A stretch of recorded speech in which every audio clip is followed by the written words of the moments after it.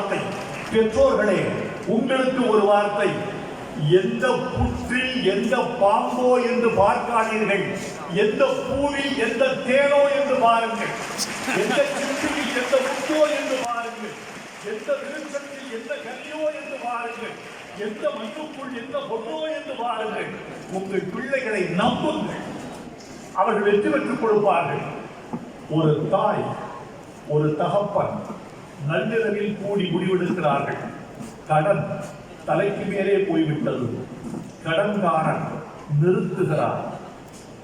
மானத்தை இழந்து வாழ்வதில் அர்த்தமில்லை, இறந்து போகலாம் என்று தகப்பன் முடிவெடுக்கிறார். தாயும் சம்மதிக்கிறாள். பெரும்பாலான தற்கொலைகள் தோழர்களே வறுமையினால் நிகழ்கின்றன. சில தற்கொலைகள் காதலினால் நிகழ்கின்றன. பெரும்பாலான குடும்ப தற்கொலைகள் வறுமையினால் நிகழ்கின்றன. எனக்கு ஒரு சத்தியம் செய்து கொடுக்க வேண்டும். நீங்கள் எங்கள் வாழ்நாளில் தற்கொலை என்ற முடிவை எங்கள் வாழ்நாளில் கிட்டம் கூட சிந்தித்து பார்க்க மாட்டோம் என்று மாணவ கண்மணிகள் இந்த மன்றத்தில் சத்தியம் செய்து தர வேண்டும்.